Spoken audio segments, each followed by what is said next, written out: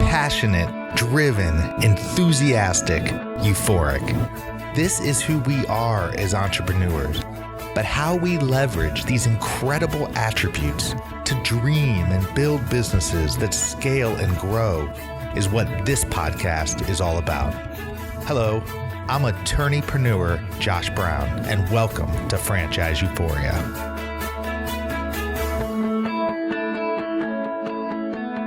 Hello, and welcome to another episode of Franchise Euphoria. I am proud to say that we are a top-rated franchise podcast in iTunes, and we are all about helping entrepreneurs find success through business and franchising. Today, I am thrilled to have Chuck Blakeman on the show. Chuck has an off-the-grid approach to business that has been adopted by thousands of business founders and leaders. His vision is to live well by doing good.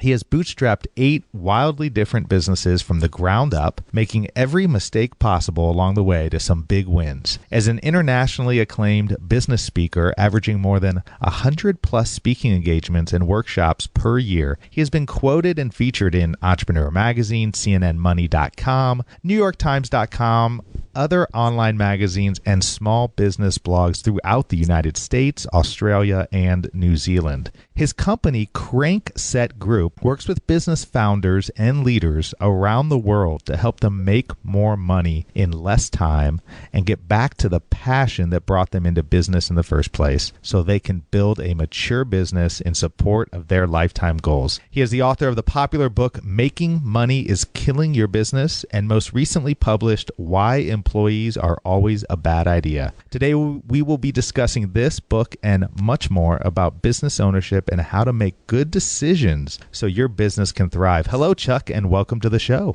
Thanks, Josh. I sound really important. Boy, you sound impressive, don't you? Yeah, resumes we call those obituaries. Those are the things that people have done in the past and they're always embellished. But, I sound good. I'm impressed with myself. Yeah, if that was the objective, you sound really good.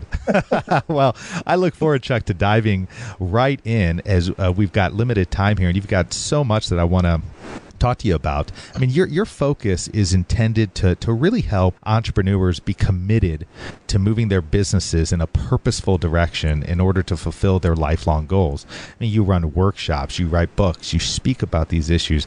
How did you even get started in this business? Well, I'm an incurable entrepreneurial type. Some people are business owners, meaning they had an entrepreneurial spasm and they went out and they started a business, and they've done that for 35 years. I take the opposite approach. If people tell me there's something that others can't or won't do, or can't be done, or I can't do it, then that's what I end up doing. And so I ended up with 8 businesses I count and 3 or 4 more that I don't even count that weren't businesses, but just attempts at things. And I think it's just from being an entrepreneurial, addicted to entrepreneurialism. During that 35 years of doing those kinds of things, I've always been interested in helping other people figure this stuff out. And so I've always been involved in helping other business owners build their businesses and giving away everything I could figure out in whatever industry I was in and having them do the same. And so it was really a phone call from really my best friend in the world who lives in Belfast, Ireland, a man named John Heenan, who owns a company there similar to one of the ones I owned in the fulfillment distribution industry years ago. We met in about 2001 or 2. And he called me one day in 2006 and said, "Chuck, you're bored." And it's always good to have friends who will shoot straight with you. And I said, "What do you mean I'm bored? How do you know I'm bored? You're in Belfast, I'm in Denver." He says, "Because you have a 1.9 handicap, and anybody with a 1.9 handicap is either bored or they're trying to go on tour, and I know you're not trying to go on tour, so you need to do something else." And he's the one who actually suggested that I should get involved in helping other business owners as a full-time business and dump the other stuff I was doing. So that's how I got into this. And in the end of 2006, we started the Crankset Group, and our objective was to use my 30 plus years of doing things wrong and right to help other people figure it out, and figure it out in a lot less time than it took me. So have you always had that entrepreneurial bug? Yeah, I didn't, you don't know it. You look back, you realize, yeah, I probably always did, because even in junior high, high school, college, I was always thinking differently than everybody else around me, and seeing the world through eyes that I thought were normal. And, later on you realize that you were the weirdo and the other people were normal. So I've always seen the world that way. And right from the get-go, I was taking risks that other people wouldn't take, and really living adventurously in the sense of always asking myself, what is it others can't or won't do that needs to be done? I'll do that.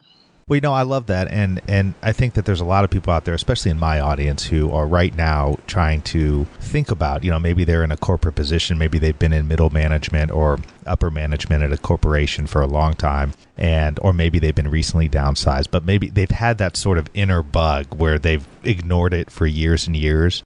And they're trying to decide, should I go out and launch my own endeavor, or possibly look at a franchise business? And one of the things that sounds like with you is you always recognize that in yourself and always acted on that. I know from my own personal experience as an attorney, I mean, my first 5 years in practice, I always wondered why I would find great success at the law firms I was at, but then I would become disinterested. And I always looked at it as maybe a problem with myself. But now looking back, I say, no, it's because I had that entrepreneurial thing. I just didn't recognize it at the time.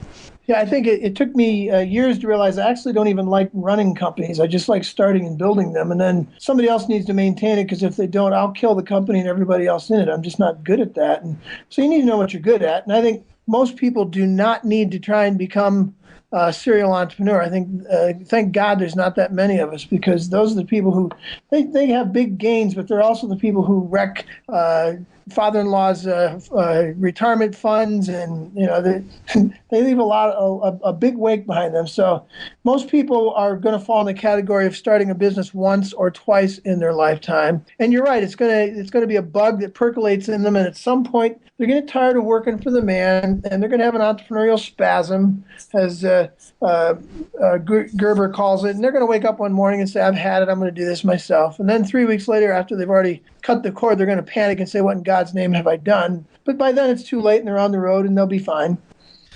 I think one of the things that people could take comfort in, Josh, is that owning your own business is actually normal, and not owning your own business is actually not normal. Pre-factory system, which really didn't get rolling until about 1850, pre-factory system, the estimates are that 80 to up to 90% of people worked for themselves. Today, it's somewhere between 8 to 15%, depending on which number you look at. So it's a complete reversal of normal. And I think we'll eventually get back to normal as people get back to living locally. We're going to have a resurgence of a lot more small businesses taking place of some of the bigger businesses that will become unnecessary. So people who are feeling like, I'm scared to do this, they need to realize the only reason they're scared is because they have 150 years worth of history that has taught them that normal is an employee, and that's not true. Well, I think that's a great segue into your newest book, Why Employees Are Always a Bad Idea, which I love the title, by the way, because just reading that title gets me thinking, what is this book about? But you speak a lot about the industrial age and the now what you call the participation age. Let's break that down a little bit for the audience, because I want to talk about this book. I think it's totally applicable to what's going on in our economy and the sort of the mindset and the shift, as you just kind of briefly touched on, with what's going on with business in general. But I think a good place to start might be for you to give a little bit of a background on this book and why you decided to write it.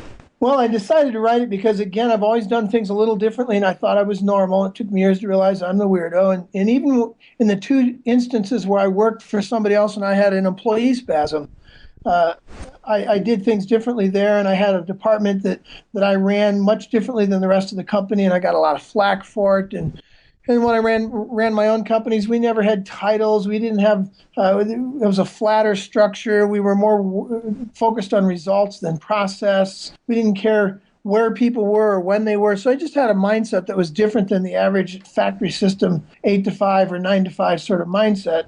And I began to help other companies do that as we grew our company. We one of our focuses is to help other companies figure out how to build a company where everybody participates. And I read a blog one day. It was some kid in his 20s who worked for a very large technology company, and it was a very short blog. And it was in the early 2000s that got me thinking on this stuff, probably 2003 or 4 in the early years of blogging. And it went something like this. Every day I come to work, I leave my car in the parking lot. I get out of my car, I leave myself in the car, and I go into work. And I come out at noon and I reunite with myself for an hour. Then I leave myself in the car and I go back into work. I do this every day. And I always hope that I'll get out at the end of the day in time to reunite with myself before I'm gone. It was a haunting post. Yeah. The understanding of the work is only meaningful it's a means to an end. Work itself is not meaningful, but it's simply the thing I have to do in order to go be myself somewhere else. We don't bring the whole messy person to work. Just bring the part that's the extension of the machine, the whole industrial age mindset. And so what it woke me up to was that even though the industrial age was gone, the front office business practices that dominated the industrial age still dominate the front office of every technology, pharmaceutical, and every other company in the world. We're still riddled with what I call the business diseases of the industrial age. And employees are just one of that mindset of having people come to work without bringing the whole person to work. So that took me on a journey to figure out how to write this stuff down so that other people could be freed of it. And I can tell you that the difference really is that an industrial age company is still doing the things that make Dilbert funny. So if you want to know what an industrial age company is, just look at Dilbert. That's an industrial age company. Dilbert was relevant in 1910. And it's just as relevant in 2010. It's the exact same guy with the exact same tie. The only difference is that the product that they're slinging is different. But the industrial age business practices are in full bloom in the front office. And until Dilbert is not funny, we still have the industrial age with us. So a participation age company is radically different than that. They've shed the business diseases of the industrial age, which have to do with the industrialist mindset itself, with employees, managers, 9-to-5 time-based environments, retirement, other silly industrial age diseases. A participation age company rejects all that worn out stuff. And it's built on two things, and that is that they invite everyone in the environment to participate in the building of a great company, and everyone shares in the building of that great company together, including in the profits and in other ways. It's a company that invites the whole person to work, not just the part tied to the machine. And specifically, it's a company where leaders hire people they will never have to manage, because there really are no employees in a participation age company. There's not even managers. There's just stakeholders. And finally, it's a place where people are focusing more on making meaning than money.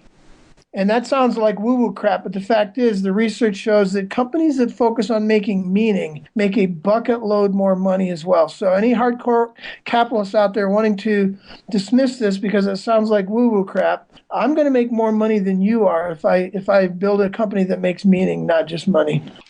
How do you do that on a practical level? Because I agree. I mean, I think that's where the good companies are going. I think that there's a lot of companies out there that are striving, I would say, to do that. But what they're finding is, from a practical standpoint, they just don't know how. I mean, how do you do that where you still are maintaining some semblance of control or order or systems or efficiencies or processes that are going to ultimately make your company grow, but also have a structure that allows for the participation age aspects. Yeah. So let me rock the boat just a little bit farther to give the audience a real picture of what a participation age company looks like, and then I'll answer that question, how do we get there?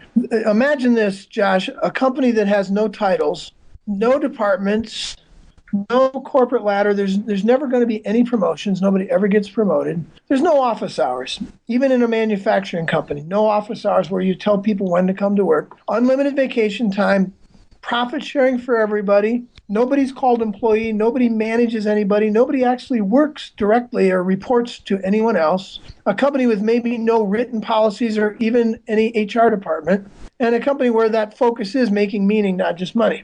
That would be a hard thing for a lot of people to imagine. But then when I tell them that there's already a multitude of companies out there that look exactly like that, it's a growing number, it's a tidal wave, and it is the future of business. And if you don't want to do this, you're going to get left behind. So we can look at companies like Semco in South America. They make washing machines, and they look exactly like this. No titles, no departments. Nobody works for anybody else. There's no office hours. How do you make washing machines without office hours? They make more washing machines, better washing machines at a higher profit margin than anybody with an assembly line, and they don't have assembly lines. There's 3,000 of those people. Then you look at W.L. Gore here in the United States. It's a 10,000 person company, $3 billion company. Same exact thing. No titles, no departments, no corporate ladder, no HR department, profit sharing for everybody, no office hours. And they're a manufacturing company as well. So these things already exist. And we do this on a smaller scale. We have 7 or 8 full-time people and 10 or 12 part-time right now. We're going to be a lot bigger than that, but we're in our growth just starting out. And I can give you companies anywhere in between that are doing this. So the question obviously is, how do you get there? And the key thing is this: leadership matters. And what I mean by that is, if you look at Gore, Semco, TD Industries, Wegmans Groceries, there's a myriad of them out there. What you'll find is that the leaders believe something different than the industrial age mindset, and it's simply this. In 1911, Frederick Winslow Taylor canonized the definition of the modern employee, and everything we know about management comes from this one man. Peter Drucker said Taylor was as influential in the 20th century as Freud, Darwin, and Marx. So this dude really impacted the workplace. And what he said in 1911 in his paper, Scientific Management, he made 2 assumptions that defined the modern employee. Assumption number 1, people are stupid. And his phrase was, the average employee is so stupid they more resemble the ox than any other type. So that was assumption number 1. And assumption number 2 is people are lazy. And he called it soldiering. People will only work so much as to not get fired. Josh, if the average employee is stupid and lazy, there's only one way to solve that. You have to find that rare, smart and motivated person and have them manage all the stupid and lazy ones and make them productive. And thus, management was born. But is a lot of this does a lot of this go back to how you hire? I mean, because if you hire people who maybe their own interests, their own drives, their own passions don't align with what they're actually doing for a company, then no matter what you do, they're always going to somewhat have that empty feeling, I would imagine. Absolutely. But see, this, Josh, this goes right back to what I was saying to begin with. It's about the leadership. If you believe that everybody is stupid and lazy, you set up a hiring process for stupid and lazy people. You set up processes for stupid and lazy. You set up systems. You manage. The entire thing is set up with the assumption that people are at least mildly not as smart as you and at least mildly less motivated. And so you have an entire infrastructure set up to invite and control stupid and lazy people. But what if you don't believe that? What if you believe people are inherently smart and inherently motivated, and they all want to be adults, and they all want to take responsibility for their lives? They all want to make meaning, not just money. What if you believed that? Then your hiring process on out, everything from your hiring process through the way you set up your entire company structure, will be radically different than the basic industrial age mindset. And that's the difference. If you believe people are smart and motivated, your hiring practices will be different. We have a 10-step hiring practice. And I'll just give you some of the radical differences in how this leadership mindset, will change the way even you hire. In the industrial age, because people are stupid and lazy, we have a hiring process that is, I don't know where it came from, but it's goofy. We sit across the desk from someone and we say, "So Joe, it says here on your resume that you're good at PowerPoint. We're looking for someone who's good at PowerPoint. Are you good at PowerPoint?" And Joe says, "Well, of course I'm great at PowerPoint." Wonderful, you're hired. It's just the dumbest thing you could ever do, but that's the industrial age hiring process. If you believe people are smart and motivated, you do an entirely different process. One of the things we do to begin with is we put out a 5 to 7 page advertisement. It's so long, it's excruciating to read, and here's why. We found that employees, and those are industrial age people, employees are looking for a job. But stakeholders, who are participation age people, are looking for work. And the difference is an employee will never read a 5 to 7 page ad. A stakeholder will look at it and say, this is fascinating. What in God's name are these people doing? They're going to read the whole thing. They like to work. They don't mind working to even figure out what the ad is. We cut out 80% of the people, 80% of the employee mindsets never even respond to our ads because they don't want to work. They just want a job. They want to sling resumes at you. So everything from your resume, your hiring process on out to how you lead people will be radically influenced by these notions. Are people stupid and lazy, or are they smart and motivated? So what are the other steps to the hiring process? I think that's interesting. Well, step number one is to put that ridiculous 5 to 7 page ad out there. And depending on how much detail you're asking for, if you want a highly detailed person, we bury this in the middle of an ad and say, by the way, do not send us your resume. Just answer these 7 culture questions.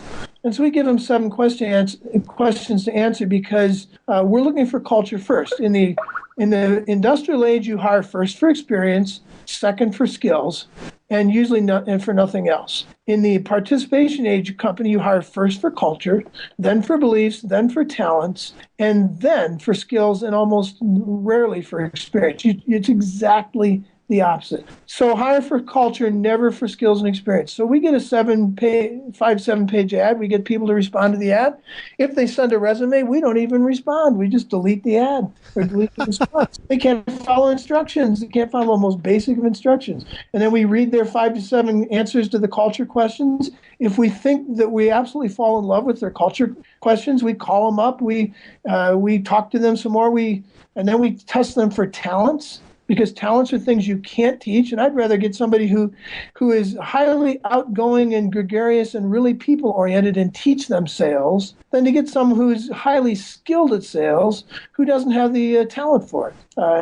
And again, we ignore skills and experience until just about the end of the process. So we test them for culture, then for business beliefs, then for business talent and personal talent, and then we'll actually have them do what we're going to ask them to do. Instead of sitting across the table and asking a boiler tech, are you good at fixing boilers, we will break the boiler and take the guy down there and see how long it takes him to figure it out. We send people PowerPoint, Excel, and Word documents that are broken and say, here, figure out what's broken and fix it. You got 30 minutes or whatever because we want it done fast. If we want someone who has a sense of urgency, we did this with someone once. We want them to have a sense of urgency and to work really well under pressure. And so we brought 10 candidates into the outer room all at once, gave them all 7 minutes each to come in one at a time and interview and tell us why they should have the job.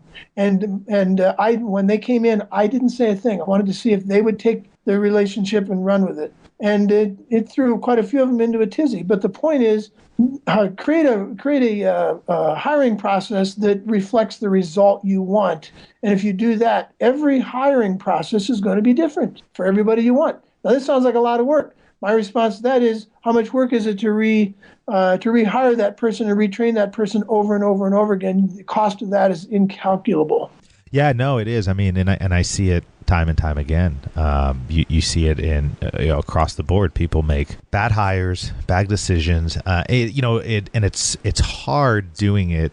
That's the other thing. It's hard doing it the old way as well. I mean, how well can you really get to know somebody, even just looking at their resume and talking to them for 20 minutes? If you look at Semco, Joe, Semco is a good example. If you have a good hiring process, the average turnover in a manufacturing facility is in the 30 to 40% range per year. Their turnover is less than 1% per year. That means out of 3,000 people, they lose 20 to 25 people every year.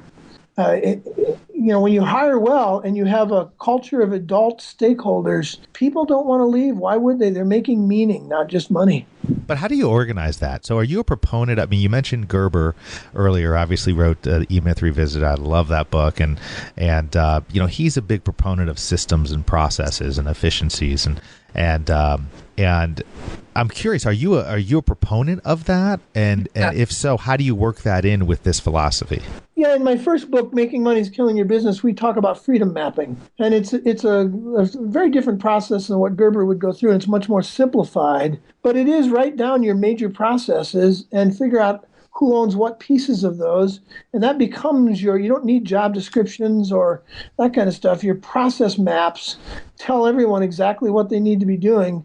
Now, we would do it much differently than Gerber as an industrial age mindset, and I shouldn't, to be fair to Gerber, he wrote the book in 1985, which was really kind of the end of the industrial age, and his answer to that was a little bit industrialist in that his thing was write the process yourself, do the salesperson's job for 6 months, write the process in detail, have it completely figured out, and then hire someone to run that process. And his statement there was, you need to have processes all put in place so that you can hire ordinary people.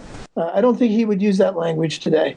We don't believe in ordinary people. We believe everyone wants to be smart and motivated. So our response to it was quite different. When we hire people, we actually say to them, here's the result we want. If there's no process already written for it, here's the result we want. We would like you to go get us that result. And in the process of doing that, write down everything you do and let's come up with a process. You are going to create the process.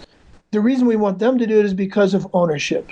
In a participation age company, ownership is the most powerful influence in life and in business. And if I can get people to own stuff, then I can walk away for extended periods of time and not worry because they own. And if they built the process, they own it. If I build it, then I'm basically giving them tasks to do. And the difference is this, Josh, you give people responsibility. Go create this go create this process, and they take ownership.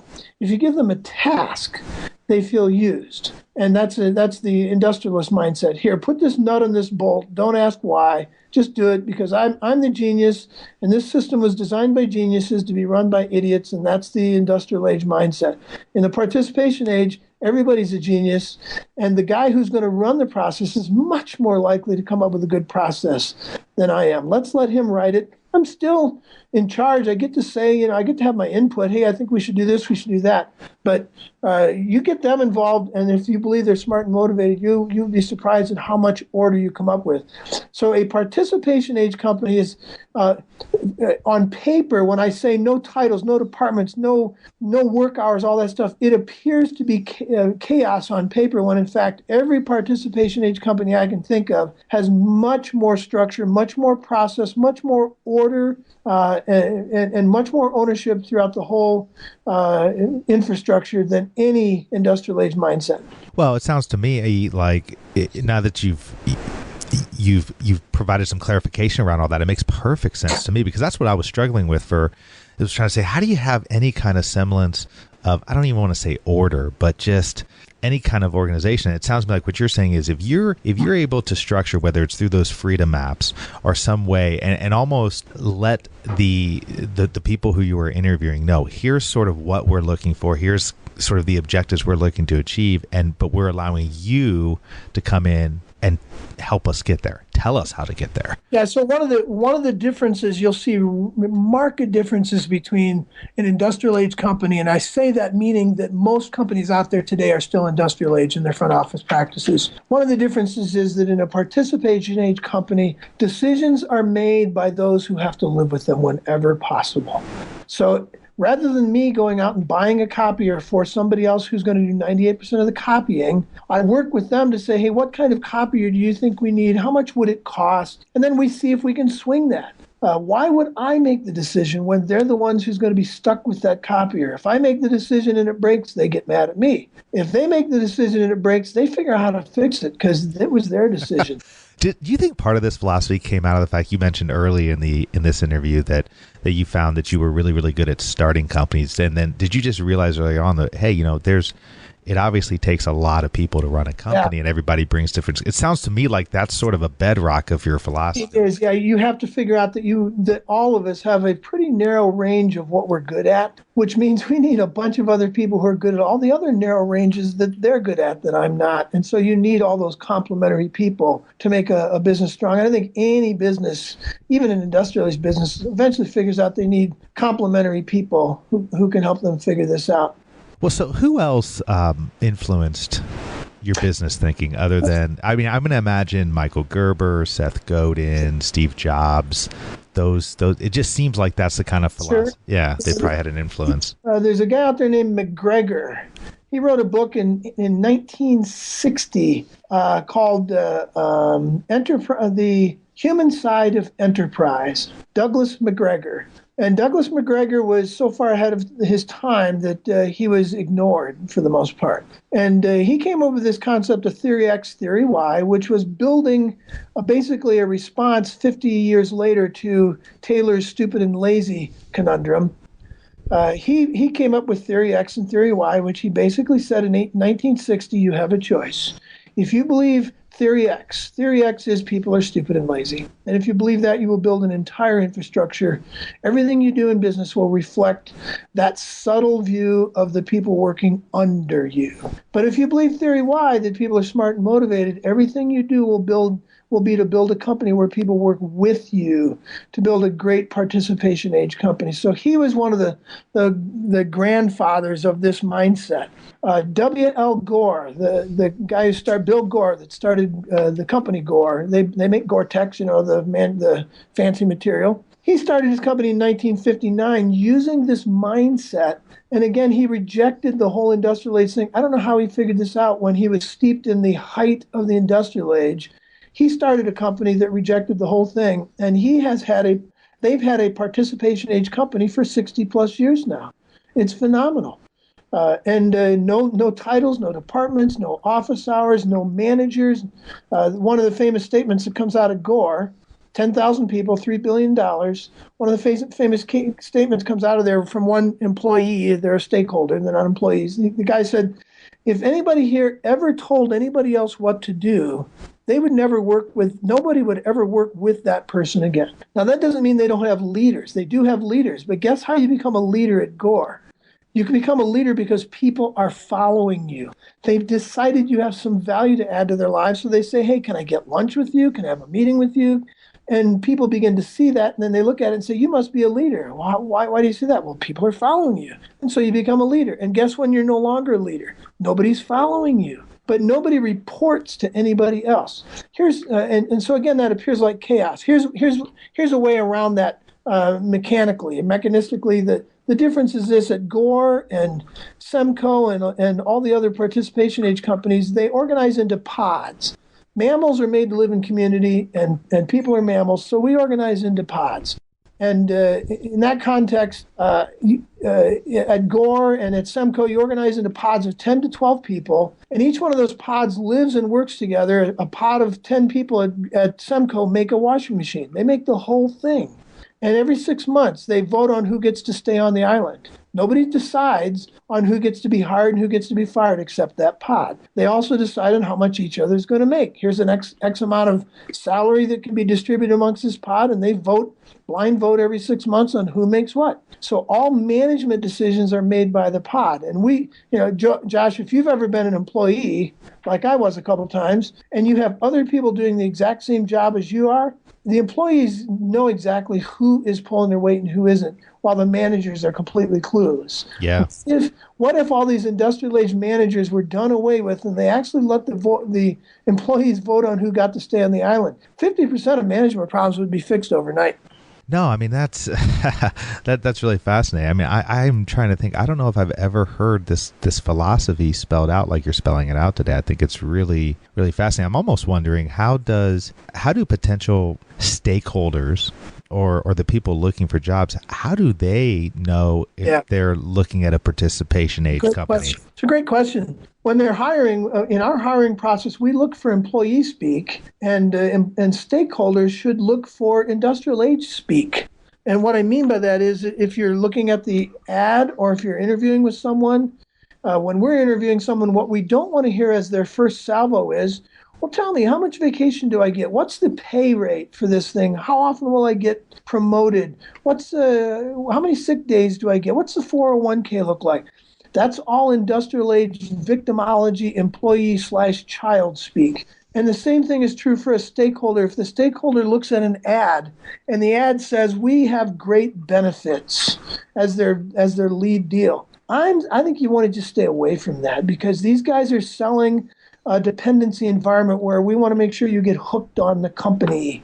So they ask those kinds of questions, and they ask questions about meaning. Well, how will I make decisions here? Who makes decisions, and how decisions get made? And the stakeholders should be asking why questions. It's one of the more powerful differences between a participation age versus an industrial age company. In the industrial age company, again, it was a system designed by geniuses to be run by idiots. And so the most human of questions is why. And in industrial age industrial age company, the least attractive question is why. Nobody wants you to ask why. It's the most human, and you're not allowed to ask it. In a stakeholders environment, that person should be asking why of everything that they're doing in that interview. And if the company isn't embracing that, they should embrace that and say, man, thanks for asking why. Here's exactly why we do that. Let me tell you why. And they should be convincing this person of why they do it. They want to get them on board as to the why. So why becomes one of the more important things a stakeholder can ask in an interview. And if the person they're interviewing with gets annoyed by that question, you've got someone who has designed a system designed by geniuses to be run by idiots. Run, baby, run. Have you read the book by Simon Sinek, Start With Why? Oh, yeah. Yeah. I think same thing. Why is the human question, and why is the best business question we can ever ask? Yeah, no, it's fascinating. Well, Chuck, this has been a great interview. We're now 36 minutes in. It's just flown by. I have so many things I want to talk to you about. Well, maybe we'll save it for another part 2 interview. But tell people where they can get your book, where they can learn more about you, and otherwise get a hold of you. Well, the new book, it's Why Employees Are Always a Bad Idea, and you can find it on Amazon or in some bookstores. We haven't actually done the whole distribution thing because 55% of books are sold on Amazon, but we have ebook. Any format of ebook, we can go there as well. And even though it's published in 2014, we let out some early releases, and somebody named it their top 10 book of 2013. So we have to get somebody to rename it for 2014. But, we got a good start. So whyemployeesarealwaysabatidea.com. You can get it there, or you can get it on Amazon or in ebook and hard copy form. Well, great. Again, thank you for taking time. You're doing some great stuff. You definitely have a really interesting and a philosophy that I think is making its way around, and people are starting to realize it's a better philosophy than the old way of doing things. So thank you for sharing that. I look forward to following what you're doing. Great. Let's do it again, Josh. Thanks.